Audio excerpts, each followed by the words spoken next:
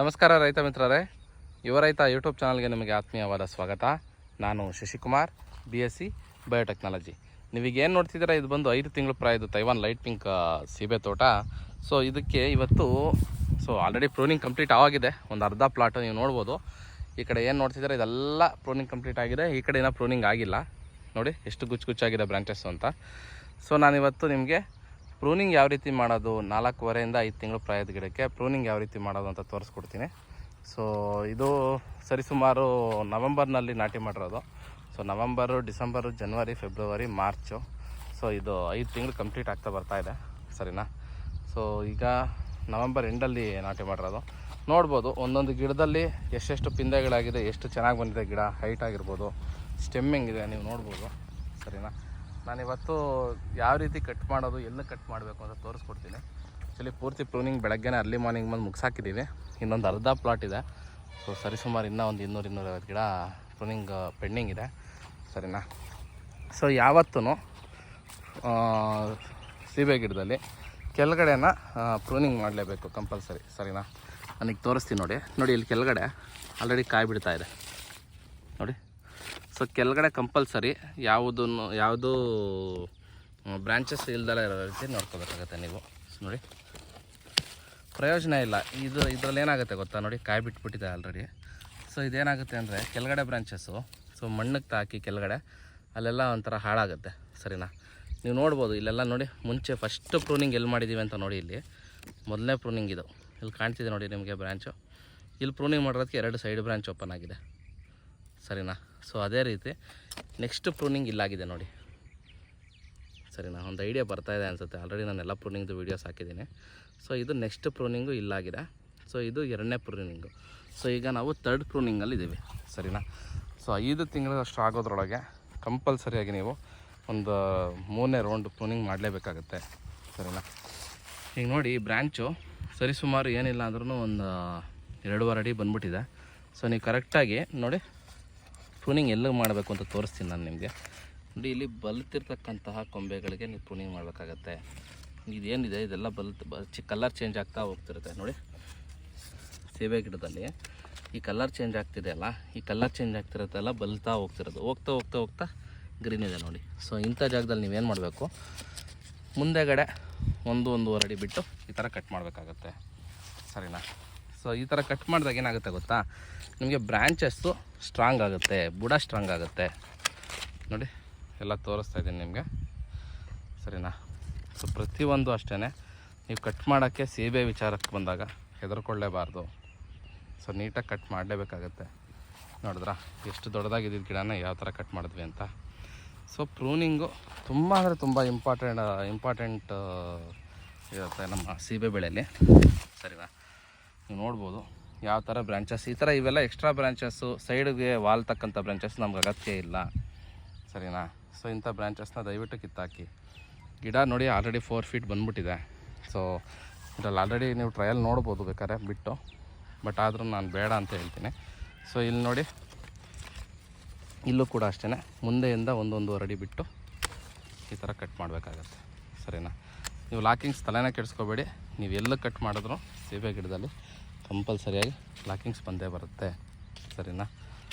ನೋಡಿ ಸೊ ಈ ರೀತಿ ನಾವು ತುಂಬ ಫಾಸ್ಟಾಗಿ ಮಾಡ್ತೀವಿ. ನಿಮ್ಗೆ ತೋರಿಸೋ ಪರ್ಪಸ್ಗೋಸ್ಕರ ನಾನು ಸ್ಲೋ ಆಗಿ ಮಾಡ್ತಾಯಿದ್ದೀನಿ, ಸರಿನಾ. ನೋಡಿ ಪ್ರತಿಯೊಂದು ಗಿಡದಲ್ಲೂ ಒಂದೂವರೆ ಅಡಿ ಬ್ರಾಂಚಸ್ ಬಂದಿದ್ದಾವೆ. ಸೊ ನೀವು ಮುಂದೆಯಿಂದ 1 ಅಡಿ ಬಿಟ್ಟು ಈ ಥರ ಬೇಕಾದ್ರೂ ಕಟ್ ಮಾಡ್ಬೋದು, ಸರಿನಾ.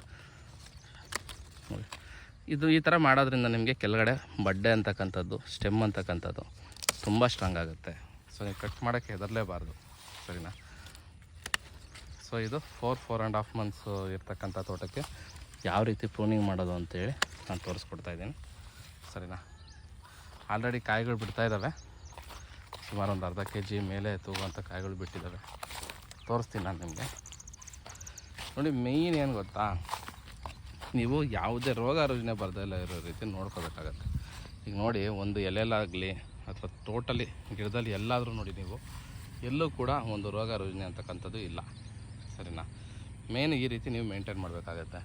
ಸೊ ಏನಿಲ್ಲ, ಸ್ಪ್ರೇಗಳನ್ನ ಟೈಮ್ಲಿ ಸ್ಪ್ರೇಗಳು ಮಾಡಿದ್ರೆ ಯಾವುದೇ ಕಾರಣಕ್ಕೂ ರೋಗ ರುಜಿನಗಳು ಬರೋಲ್ಲ. ನಾವು ಕಳೆ ತೆಗ್ಸಿಲ್ಲ. ಯಾಕೆ ತೆಗ್ಸಿಲ್ಲ ಅಂದರೆ ಬಿಸಿಲು ತುಂಬ ಇರೋದ್ರಿಂದ. ಸೊ ಕಳೆನೇ ಪ್ರೊಟೆಕ್ಟ್ ಮಾಡೋದು ಕ್ರಾಪ್ನ. ಸೊ ಬಿಸಿಲು ಬೇಗ ತಡೀಲಿ ಅಂತ ಹೇಳ್ಬಿಟ್ಟು ನಾವು ಕಳೆ ತೆಗ್ಸೋಕ್ಕೆ ಹೋಗಿಲ್ಲ. ಸೊ ಈಗ ನೋಡಿ ಆ ಕಡೆ ಎಲ್ಲ ಪ್ರೂನಿಂಗ್ ಕಂಪ್ಲೀಟ್ ಆಗಿದೆ. ಸೊ ಈಗ ಈ ಸೈಡ್ ಮಾಡ್ತಾಯಿದ್ದೀವಿ. ಸೊ ಇದು 3ನೇ ಪ್ರೂನಿಂಗು. ಸೊ ನಾನು ಯಾಕೆ ವೀಡಿಯೋ ಮಾಡ್ತೀನಿ ಅಂದರೆ ಪ್ರತಿ ಸಲಿನೂ ಕಸ್ಟಮರ್ ಫೋನ್ ಮಾಡಿ ಕೇಳಿದಾಗ. ಮತ್ತು ಇನ್ನೊಂದು ನೋಡಿ, ಈ ಥರ ಕೆಳಗಡೆ ಬ್ರಾಂಚಸ್ ಯಾವುದೇ ಕಾರಣಕ್ಕೂ ಬಿಟ್ಕೊಳಕ್ಕೆ ಹೋಗಬೇಡಿ, ಸರಿನಾ? ವೇಸ್ಟ್ ಇದು, ಕಿತ್ತಾಕೋಕ್ಕೆ ಮನಸ್ಸು ಬರಲ್ಲ, ಆದರೂ ಕಿತ್ತಾಕಲೇಬೇಕು. ನೋಡಿ ನಾಳೆ ದಿವಸ ತುಂಬ ತೊಂದರೆ ಆಗುತ್ತೆ. ನಾನು ಇದೇ ವೀಡಿಯೋದಲ್ಲಿ ತೋರಿಸ್ತೀನಿ ನೋಡಿ, ಇದೇ ವೀಡಿಯೋದಲ್ಲೇ ತೋರಿಸ್ತೀನಿ ಕೆಳಗಡೆ ಬ್ರಾಂಚಸ್ ಯಾಕೆ ಬಿಟ್ಕೋಬಾರ್ದು ಅಂತ, ಸರಿನಾ? ಸೊ ಕೆಳಗಡೆ ಬ್ರಾಂಚಸ್ ಬಿಟ್ಕೊಂಡಷ್ಟು ನಿಮಗೆ ನಾಳೆ ದಿವಸ ಕ್ರಾಪ್ ಬಂದಾಗ ತುಂಬ ತೊಂದರೆ ಆಗುತ್ತೆ. ನೋಡಿ ಎಷ್ಟು ಅಗಲ ಹೋಗಿದೆ ಕೆಳಗಡೆ ಬ್ರಾಂಚ್, ಸರಿನಾ? ಕೆಳಗಡೆ ಒಂದು ಬ್ರಾಂಚ್ ಬಿಟ್ಕೊಳಕ್ಕೆ ಹೋಗ್ಬಿಡಿ ದಯವಿಟ್ಟು, ಸರಿನಾ? ನೀಟಾಗಿ ಇಟ್ಕೊಳ್ಳಿ. ಸ್ಟೆಮ್ ಹತ್ರ ಸ್ಟೆಮ್ ದಪ್ಪ ಆಗುತ್ತೆ. ನಿಮಗೆ ಏನಾಗುತ್ತೆ ಗೊತ್ತಾ, ಇವೆಲ್ಲ ನಮಗೆ ಅನವಶ್ಯಕವಾಗಿರ್ತಕ್ಕಂತಹ ಬ್ರಾಂಚಸ್ಸು. ಏನು ಹೇಳಿ, ಇಷ್ಟಿಷ್ಟು ಉದ್ದ ಇದೆ. ಸೊ ಇವೆಲ್ಲ ನಮಗೆ ಅನವಶ್ಯಕವಾಗಿರ್ತಕ್ಕಂಥ ಬ್ರಾಂಚಸ್ಸು. ಸೊ ಈ ಅನವಶ್ಯಕವಾಗಿರ್ತಕ್ಕಂಥ ಬ್ರಾಂಚಸ್ಸು ತುಂಬ ಫುಡ್ಡು ನಾವು ಕೊಡ್ತಕ್ಕಂಥ ಗೊಬ್ಬರ ಫೀಡಿಂಗ್ನ ತುಂಬ ಎಳ್ದಾಕ್ಬಿಡುತ್ತೆ, ಸರಿನಾ? ಸೊ ಇದ್ರ ಫೀಡಿಂಗ್ ಎಲ್ಲ ಎಳೆಯೋದ್ರಿಂದ ಗಿಡ ನಿಮಗೆ ಸ್ಟೆಮ್ಮು ದಪ್ಪ ಆಗೋಲ್ಲ. ಸೊ ನೋಡೋಕೆ ಹಂಗೆ ಇರುತ್ತೆ. ಸೊ ನೀವು ಕರೆಕ್ಟಾಗಿ ಈ ರೀತಿ ಪ್ರೂನಿಂಗ್ ಮಾಡಿದಾಗ ಸೊ ಗಿಡದ ಸ್ಟೆಮ್ಮು ಚೆನ್ನಾಗಾಗುತ್ತೆ, ದಪ್ಪ ಆಗುತ್ತೆ ಗಿಡದ ಸ್ಟೆಮ್ಮು, ಸರಿನಾ? ಸೊ ಇದು ಬಂದು ಪ್ರೂನಿಂಗ್ದು. ಸೊ ನಾನು ನೆಕ್ಸ್ಟು ಇದೇ ವಿಡಿಯೋದಲ್ಲಿ ಇದೇ ಗಿಡದಲ್ಲಿ ಬಿಟ್ಟಿರ್ತಕ್ಕಂತಹ ಕಾಯಿನ ತೋರಿಸ್ತೀನಿ. ಸೊ ನೀವು ನೋಡಿ, ಇದೆಲ್ಲ ತಿನ್ನಿಂಗ್ ಮಾಡಿರೋದೇ. ಪ್ರತಿಯೊಂದು ಗಿಡದಲ್ಲೂ ಸರಿಸುಮಾರು 100ರಿಂದ 150 ಪಿಂದೆಗಳು ಬಂದಿತ್ತು.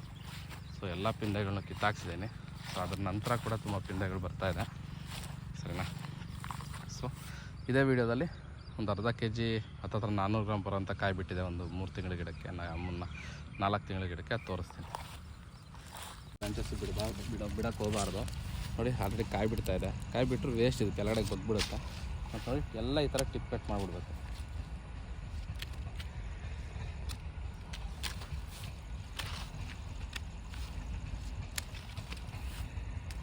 ಈ ಥರ ಶಾರ್ಟ್ ಮಾಡಿಬಿಡ್ಬೇಕು.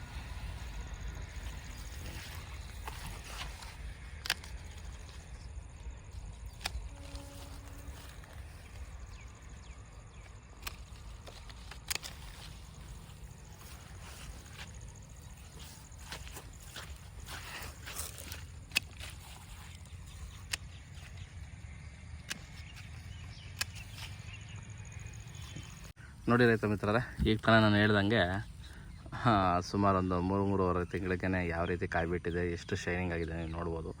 ಎಷ್ಟು ಚಿಕ್ಕ ಗಿಡಕ್ಕೆ ಎಷ್ಟು ದಪ್ಪ ಕಾಯಿ ಬಿಟ್ಟಿದೆ, ಸರಿನಾ? ಬಟ್ ಏನು ಗೊತ್ತಾ, ಇರೋ ಫ್ಯಾಕ್ಟ್ ಹೇಳ್ತೀನಿ. ಈ ರೀತಿ ಚಿಕ್ಕ ಗಿಡಕ್ಕೆ ನೀವು ಕಾಯಿ ತೊಗೊಂಡಾಗ ಕಾಯಿ ನೋಡಿ, ಇದು ಫುಲ್ ಗಿಡ ಬಗ್ಗಿಬಿಟ್ಟಿದೆ. ಹಿಂಗಿರಬೇಕಾಗಿರೋ ಗಿಡ ಈ ಲೆವೆಲ್ಗೆ ಬಗ್ಗಿದೆ ಒಂದು. ಮತ್ತು ಗಿಡ ಡೆವಲಪ್ಮೆಂಟ್ ಕಮ್ಮಿ ಆಗಿದೆ. ಯಾಕೆಂದರೆ ನೀವು ಯಾವುದೇ ಫುಡ್ ಕೊಟ್ರು, ಏನೇ ಕೊಟ್ರು ಸೊ ಇದು ತೊಗೊಳುತ್ತೆ, ಸರಿನಾ? ನೀವು ಏನೇ ಫುಡ್ ಕೊಟ್ರು ಗಿಡ ತೊಗೊಳಲ್ಲ. ಇದೇನಿದ್ರದ್ದು ಇದು ಒಂದು ಸಿಂಪಲ್ ಸೈನ್ಸ್ ಹೇಳ್ತೀನಿ ಇದ್ರ ಬಗ್ಗೆ. ಸೊ ಇದನ್ನು ತಾಯಿ ಅಂದ್ಕೊಳ್ಳಿ. ನೀವೀಗೇನು ಇದು ನೋಡ್ತಿದ್ದೀರಾ, ಇದನ್ನು ತಾಯಿ ಅಂದ್ಕೊಳ್ಳಿ. ಗಿಡನ ತಾಯಿ ಅಂದ್ಕೊಳ್ಳಿ. ಇದು ಮಗು ಅಂದ್ಕೊಳ್ಳಿ, ಹೊಟ್ಟೆಲಿರ್ತಕ್ಕಂಥ ಮಗು. ಸೊ ತಾಯಿ ಎಷ್ಟೇ ವಿಕ್ಕಿದ್ರು, ತಾಯಿ ಏನೇ ತಿಂದ್ರೂ ಮಗುಗೆ ಕೊಡುತ್ತೆ. ಸೊ ಆ ರೀತಿ. ಸೊ ಇದು ಎಷ್ಟೇ ಫೀಡಿಂಗ್ ನೀವು ಕೊಟ್ರು ಅದು ಪೂರ್ತಿ ಕಾಯಿ ಕೊಡುತ್ತೆ. ಸೊ ಇಷ್ಟು ಚಿಕ್ಕ ಗಿಡಕ್ಕೆ ಇಷ್ಟು ಸೈಜ್ ಬಂದಿರತಕ್ಕಂಥ ಕಾಯಿ ಇದೆ. ಇನ್ನೂ ತುಂಬ ಇದ್ದಾವೆ, ಸರಿನಾ? ನೋಡಿ ಮಿಸ್ ಆಗಿ ಬಿಟ್ಟಿರ್ತಕ್ಕಂಥದ್ದು ಇದು ಅಷ್ಟೇ. ನೋಡಿ ಎಷ್ಟು ಚಿಕ್ಕ ಗಿಡ, ಎಷ್ಟು ಚಿಕ್ಕ ಸ್ಟೆಮ್ಮು, ಎಷ್ಟು ದಪ್ಪ ಕಾಯಿ ಬಿಟ್ಟಿದೆ. ನೋಡಿ ಎಷ್ಟು ದಪ್ಪ ಕಾಯಿ ಬಿಟ್ಟಿದೆ, ಹೆಂಗಿದೆ ನೋಡಿ, ತೂಕ ಎಷ್ಟಿದೆ ನೋಡಿ. ನನ್ನ ಕೈ ಎಷ್ಟಿದೆ ಅಷ್ಟು ಹಸ್ತ ಅಷ್ಟು ತೂಗ್ತಿದೆ. ಬ್ಯಾಗಿಂಗ್ ಮಾಡಿಲ್ಲ, ಇದು ನಮಗೆ ಬಿಟ್ಟಿರೋದೇ ಗೊತ್ತಿಲ್ಲ, ಅದಕ್ಕೆ ಸ್ಕ್ರ್ಯಾಚಸ್ ಬಂದಿದೆ. ನೋಡಿ ಇನ್ನೊಂದು ಹೇಳ್ತೀನಿ ಸ್ನೇಹಿತರೆ, ಬ್ಯಾಗಿಂಗ್ ಮಾಡಲಿಲ್ಲ ಅಂದರೆ ನೋಡಿ ಇದೇ ಥರ ಕ್ವಾಲಿಟಿ ಬರೋಲ್ಲ ನಿಮಗೆ. ಸೊ ಬ್ಯಾಗಿಂಗ್ ಮಾಡಿದ್ರೆ ಕ್ವಾಲಿಟಿ ಚೆನ್ನಾಗಿ ಬರುತ್ತೆ ನಿಮಗೆ. ಕಂಪಲ್ಸರಿ ಸೀಬೆನಲ್ಲಿ ಬ್ಯಾಗಿಂಗ್ ಮಾಡೋದನ್ನ ಅಭ್ಯಾಸ ಮಾಡ್ಕೊಳ್ಳಿ. ಒಳ್ಳೆ ರೇಟ್ ಕೂಡ ಸಿಗುತ್ತೆ ನಿಮಗೆ ಬ್ಯಾಗಿಂಗ್ ಮಾಡಿದ್ರೆ, ಸರಿನಾ? ನೋಡಿ ಆಲ್ರೆಡಿ ಇದು ತೂಕಕ್ಕೆ ಫುಲ್ ಬಗ್ತಾ ಇದೆ ಗಿಡ. ಸುಮಾರು ಒಂದು 400 ಗ್ರಾಮ್ ಅಂತೂ ಇದೆ ಕಣ್ರಿ, ಗ್ಯಾರಂಟಿ ಇದೆ. ಇದು ನನ್ನದು ಕೈ ಎಷ್ಟಿದೆ ಅಷ್ಟು ದಪ್ಪನೂ ಇದೆ.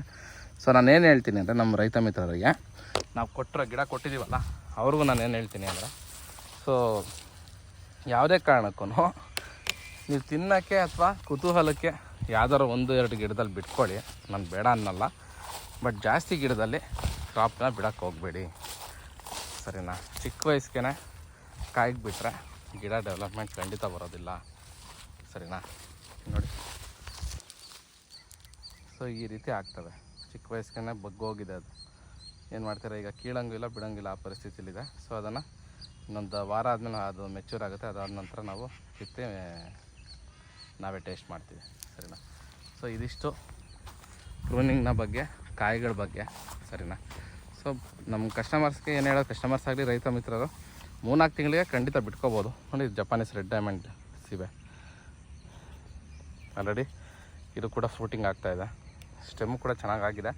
ಸೊ ಅದಕ್ಕೆ ಇದರಲ್ಲೂ ಟ್ರಯಲ್ ಪರ್ಪಸ್ಸು ಕಸ್ಟಮರ್ಸ್ ಬಂದರೆ ತಿನ್ನೋಕ್ಕೆ ಬಿಡ್ತಾಯಿದ್ದೀನಿ.